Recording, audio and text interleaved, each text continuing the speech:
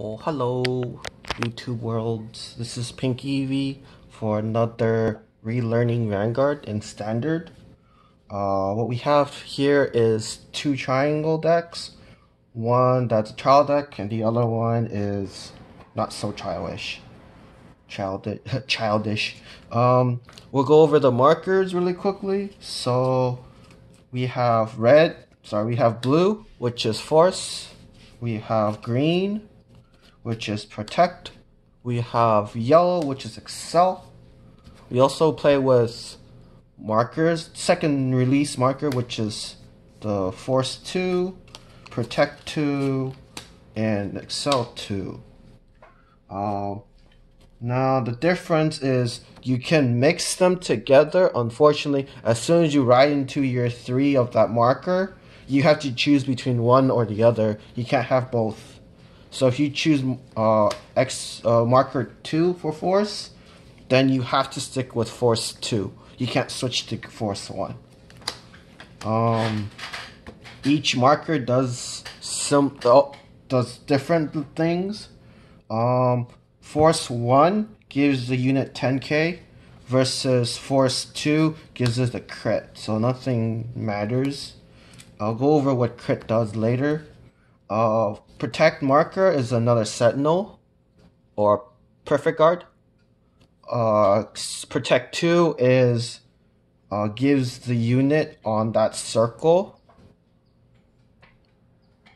one of your rear guards. So basically this pretends to be a marker on the board. It gives a 5k power and a 10k shield intercept. So I guess that's alright. I don't see any clan will use this at all. Maybe OTT or Oracle Think Tank, but I doubt it. Force Excel are for your aggressive clans, like Aqua Force, Tajis, and Great Nature. So this is just a 10k boost, but it sits outside of your rearguard circle. This one's a little bit better. It's a 5k, but you draw a card. So Excel clans tend to not have any hand. So this is your friendly hand advantage. Alright. My partner came back. He happens to be a parent, so whoopee-doo. Let's get started. To remember off where this is relearning. So you start out with a 0, and each turn you go up 1 grade. So if you're going first, by turn 5 or turn 3 matters, or if you're going first, right, 1, 3, 5. So by the 5th turn rolls around, you should be at grade 3, and grade 3s are where your marker becomes. These two are both Bermuda triangles. They are the balance powerhouse. You'll see why when we get there. We're also going to be playing open hand, so you have an idea what's going on. Also, please note that one deck is inferior to the other, and you'll see why. The layout looks a little odd due to my placement, so we're only focusing on this player here. But other than that, I'm going to show you how to play with triangles, or Bermuda triangles. So we shuffled the deck already, so we're gonna go into post mulligan. So we both draw 5 cards from the top of the deck. 3, 4. The reason why I don't have lights is because if I put lights on, it's going to glare out most of the cards. So we're kind of playing in the dark. Yeah, okay, so both of us can look at our hands. I am going to push this up higher a little bit more so you can see my hand. 4, 5. For you, you're gonna flip your cards around. Oh, no, that's fine. Okay, so what you want in your opening hand is a grade 1. Right? You have 1 right there too. For me, I have a 1, so we're good. Unfortunately, I'm going to be stuck because I don't have a 2 or a 3. My opponent has a 3 and a 1. So you're going to keep these 2 in your hand. You're going to put everybody else back. So you're looking for a grade 2, which is your bridge. So in the old game, it's you put it back into the deck, you shuffle, and then you draw the same amount. In standard, the new ruling, you put in any order you choose, it doesn't matter. You put it on the bottom of the deck, and then you draw the same amount. So you may draw 3.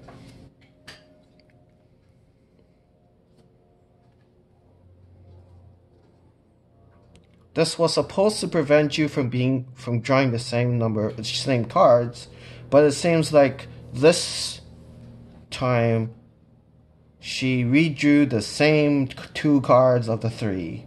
Afterwards, you shuffle the deck, and you are in post small again. So for me, I am missing a 2 and a 3, which is pretty awful for me, but it's alright. And we're not worried about too much. The main difference between her deck and mine is I have draw PGs while she has grade 1 PGs. It makes no difference to her. It makes a big significant difference to me, but we'll show you later on. So I'm going to put 4 back. And I'm going to draw 4. 1, 2, 3, and 4. I don't have a 3, but it's alright. I can always search for it. I hope. Alrighty. So, after we are in post mulligan, we can begin. Okay. I'm going to push. Alright. I can actually see more. Nope, I can't see more anymore. Alrighty, I hope this stays sideways as much as humanly possible. We can start. So I'll go first and you can follow afterwards. So going first, unlike most card games, you draw, you ride, and you pass. Going first is usually always bad to go. But in standard now, you want to go first so you can get your gift markers earlier than your opponent will. So I'll go first, I'll draw a card. Well, I'm in luck, I have a 3 now, so I have no worry at all. Because I'm going first, I can't actually do any shenanigans. So I'm just going to play as standard as possible. So usually you want to ride into a grade 1 with the highest power, because you don't want to ride into anything smaller than you unless you want to do damage deny, which I won't go into too much. We're just going to play a very simple game of power game. So you'll ride into your grade 1, which is an 8, and then your skill goes off for her, which is you just draw a card, and that passes my turn. Due to the fact that I'm not playing with any skill base, I'm just playing based off of numbers. So then my opponent will go. So you may draw your card. Yes. Okay. That goes to hand. Anywhere in the hand. It's fine. Yeah, that's fine. You're good. You will ride into a grade 1. Now, you have 3 options to choose from. Preferably somebody with the same power as me. Because I'm an 8, this is not your best option, and this isn't your best option, right? That's a 7. Your best option is this one, right? She's an 8. Okay, so then you'll just ride into her, and because we have the same skill, you draw an extra card. That goes over there. Alrighty. So it's an 8 versus an 8. Unlike Yu-Gi-Oh, where if it's the same number, we both die, and Vanguard, opposition always wins, or opposition always has first strike. So to declare attack, you rest. So 8 to 8. I don't really want to waste my cards in my hand, so I'm not going to guard. So I'll call no guard. She'll then drive check is the phrase. Drive check is you reveal the top card of the deck to make sure there's a trigger or no trigger. It's not a trigger. It's not this color here or this here. So it doesn't have a trigger. It goes to her hand. And I take 1 damage to the face. So this is a trigger right here due to the yellow background. Alright, yellow background. Alrighty, cool. Yellow background. Since it's a jaw trigger, it doesn't matter because I can't do anything this turn. But since it's a trigger, I still get the benefits and I draw an extra card. This will go over here somewhere. I'm gonna put this on this side here. So damage goes here. Eventually, as soon as one of us hits 6, one of us loses.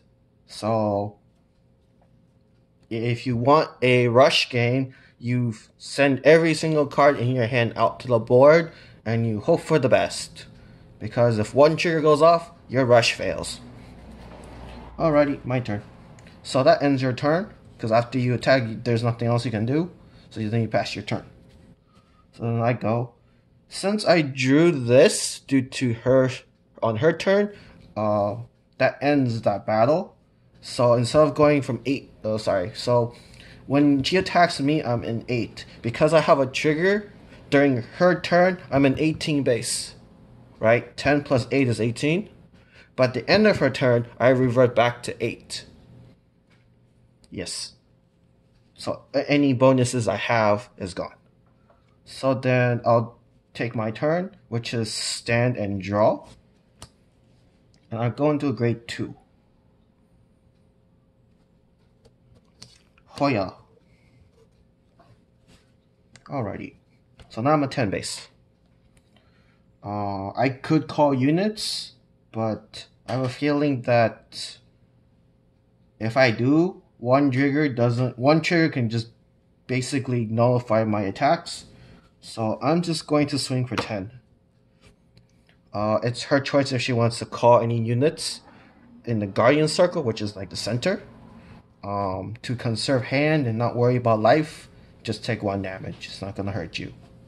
So opposition checks first, or opposition always goes first. So we drive check before they damage check. The reason why is because if you go too fast, it might change the damage sequence as well as like the flow of the ruling. So usually you wait for your opponent to drive check before you damage check. So drive check, I get a draw trigger. I'll put power 10 here and I draw a card. So then this goes to my hand, and my opponent takes 1 damage. So reveal the top card of the deck. Okay, so it goes here first. She got a heal trigger. So she'll give herself 10. So mine will be 20 to her 18. So it still goes through. Heal triggers are a little bit different from every other trigger. Basically, heals work only in 2 conditions. The first condition is if you're greater than your opponent in damage, which is over here. So she's at 0 to my 1. You can't heal anything when you're at 0 because there's nothing to heal. So therefore, it's kind of missed. But you still get power. So she's 18 to my 20. It makes no difference. I end my turn. So everything reverts back from 8 and 10. The second condition for heal, if you're, let's say greater? Let's say greater, right? Well, anyways, the 2 conditions is if you're equal to in damage or greater in damage. So if I were at 2 damage, if I was at 1 damage and she already has a damage here, for instance, here I'll just take this for example. So if this was here and she already had a damage here, so it's even, she'll take this, put it into drop zone. Whoops, don't see it. This will go here to replace it, in a sense. Or better yet, if I didn't have any damage and she got a heal trigger, because she has 1 to my 0, she will heal this away and this will go to her hand. or since it's damage check, then this will just stay here. So basically, she heals the damage away. But sadly, unfortunately, not the case.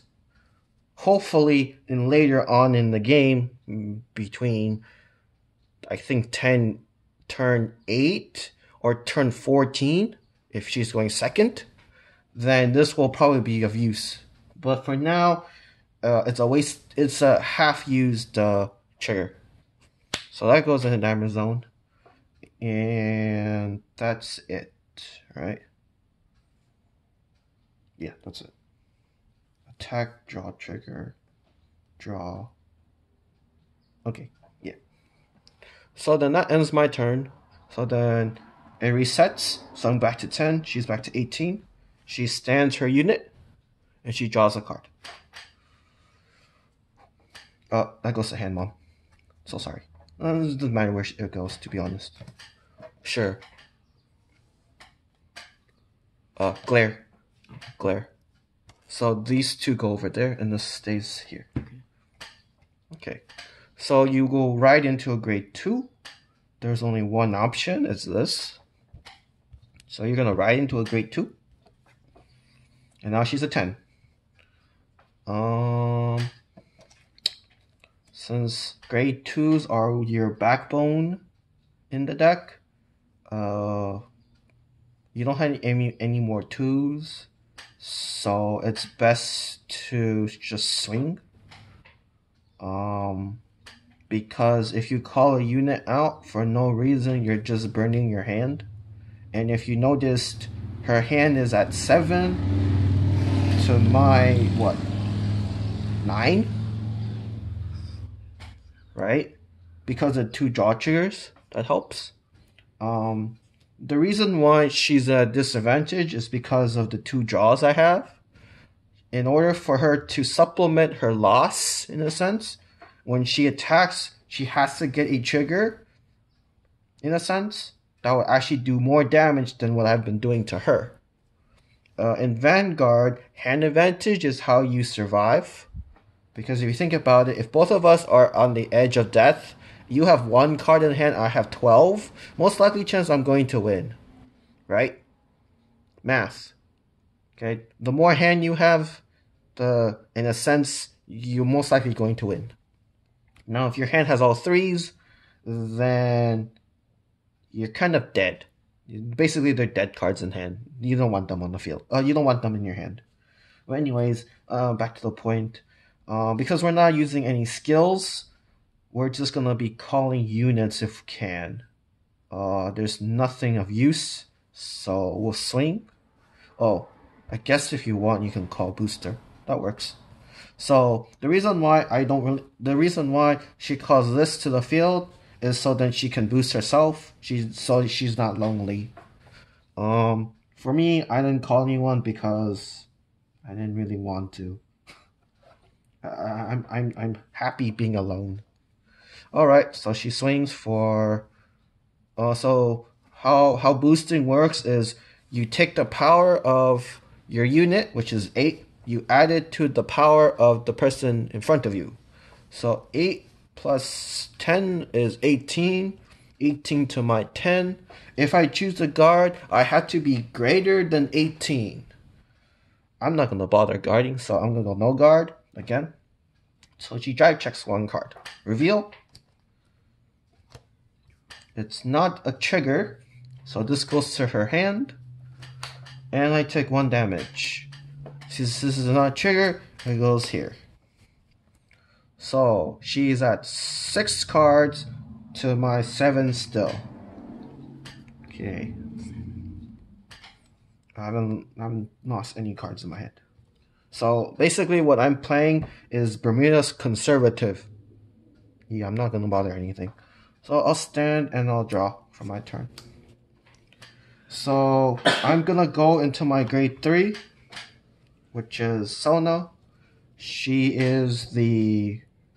In my deck, she's the card that I use to win. Unfortunately, my field looks bad, so I'm by myself. So, because I rolled into a grade 3, I get an imaginary marker, which is Zoom, zoom, zoom, zoom, zoom. Right, left, up, down.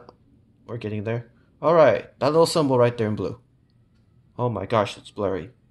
Anyways, I just get one marker. I'm gonna play it simple, and I'm actually going to use this one because if I use the other markers, it's going to look kind of strange because all my markers have units on them, and it looks like I have another unit, which I really don't.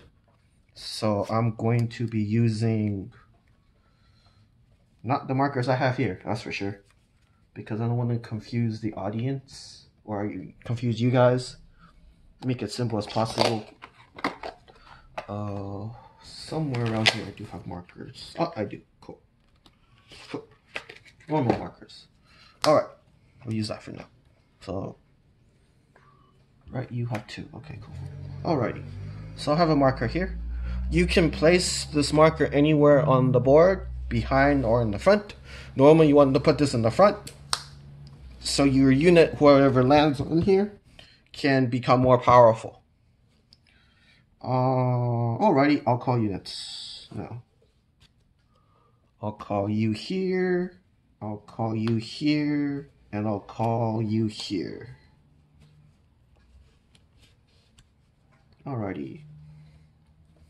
Since we're not playing with any skills, this is all I'm going to be using. So I went from 6 cards, I went from 9 to 6 to her 7. But I have a bigger board than she does. So if you want power base, this is 13 plus 8, which is 21. This is 10 plus 8 is 18, plus the marker, which is another 10. So this is 28 and this is 21. So I'm going to swing for 21 to the face. 21 versus a 10. That sounds pretty high. I know, I'm so sorry. So something like this, there's like kind of no point to guarding.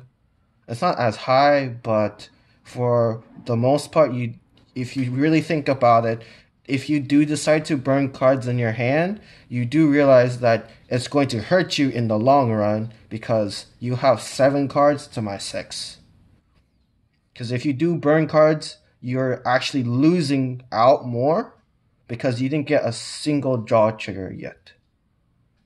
So if you do decide to guard, it's not very recommended at the moment. If you want to guard,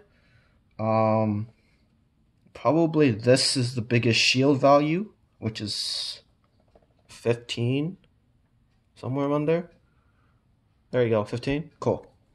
So if she puts this down to block, 15 plus 10 is 25 to a 21. Every card that's a trigger gives 10. So this is a 1 to pass. Again, do you really want to chance it on 1 to pass? If you like high risk, high reward, sure. But to be honest, conserve hand. It's easier on yourself. When you go into a grade 3 line, your grade 3 line, it gets pretty crazy. So 21 to 10. If I do get a trigger, I'm going to be 31. If I get another trigger, I'll be 41. So regardless of if you do decide to guard, not recommended. Until you get your 3s, then the fun begins. So my opponent was saying no guard. So grade 3 compared to grade 2 is they give up their shield value to gain an extra drive. So instead of checking 1 card, you check 2 cards. So this is why the patience is, the waiting game is the reason. So the first check is a crit. So every unit in this game does 1 damage. This particular trigger means I'm going to do 2 damage instead of 1. So I'm going to give crit here to myself. I'm going to give power here. We have dices here, so we are going to indicate the trigger marker to the one here. So that's 1 check. Second drive check. Oh, I'm so sorry. Well, that's a double crit. So this will go up by 2. And this goes from 1 damage to 3. So you'll be taking 3 to the face. I'm so sorry. Because you no guarded this, this goes through. So this will go to my hand. And you take 3 damage to the face. So 1 at a time. First check, no trigger. Second check. Oh, you got a trigger. So that supplements the damage a little bit. So you get a Pikachu, which is a 1. This goes over here. And the third check, which is also nothing. So, because of my 2 crits, she went from 1 to 4. 2 more, you die. I know. Sudden, indeed. Alrighty. So, 10, 28. 28 plus 20. So, I'm swinging you for 48 to face. 48 versus a 20. How many power do you need to order to survive?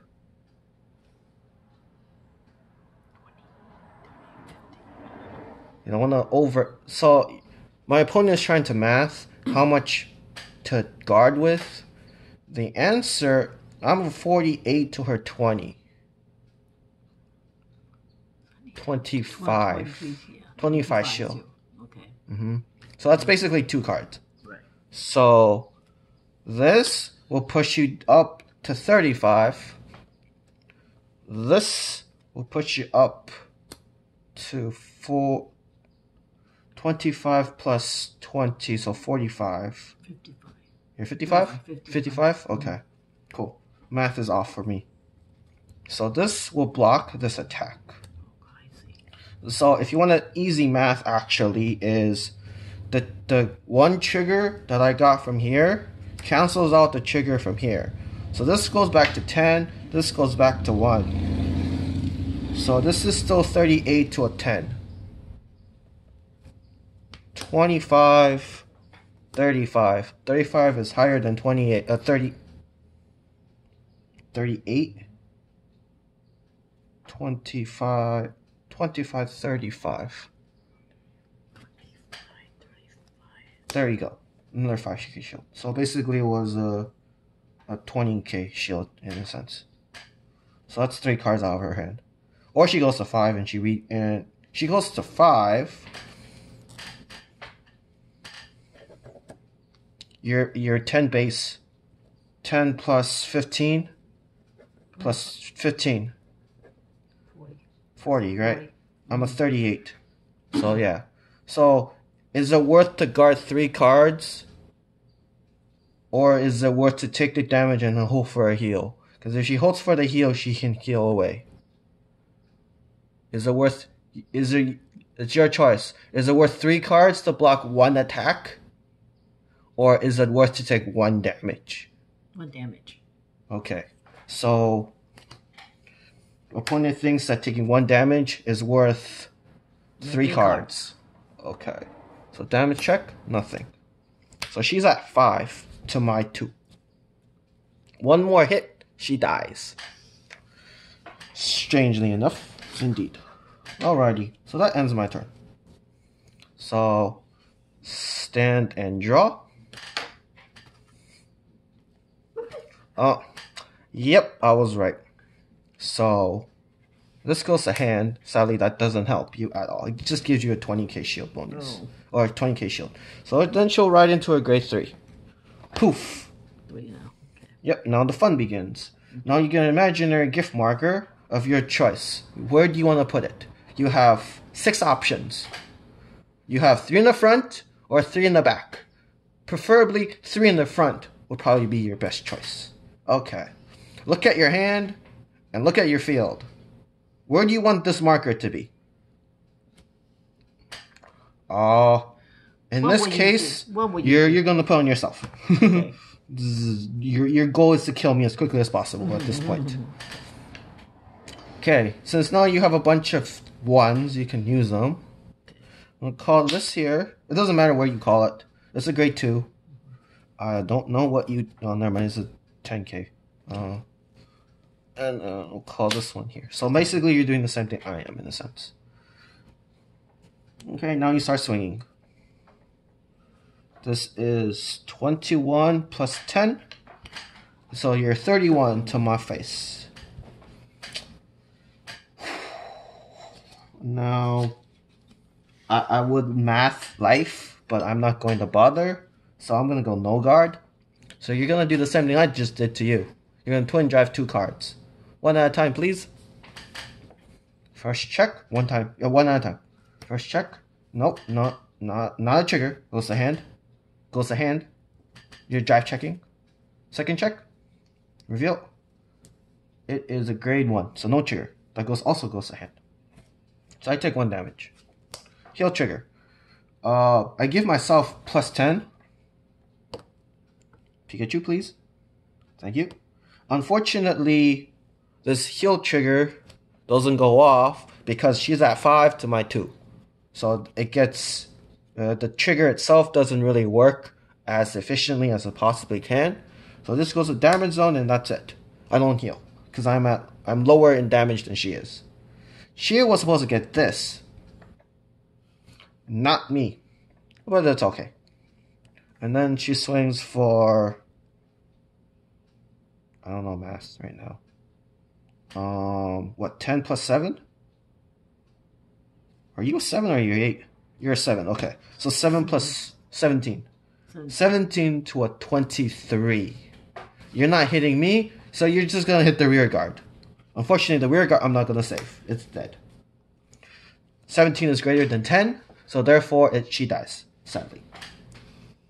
And that ends my turn, or that ends her turn, so therefore my turn resets. So stand and draw. Well, I don't really have much to call, so I guess I'll call her again. You just killed her, she comes back to life. I'm so sorry.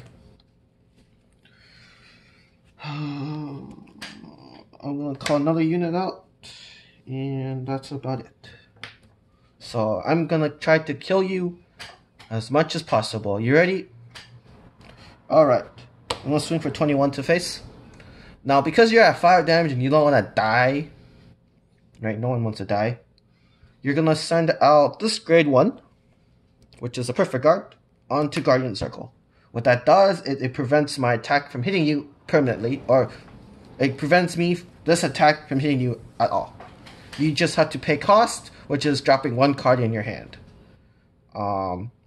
Because this attack can't really hit you, you have to worry about this one, this being the biggest one. Prefer you to drop this, because you're gonna ride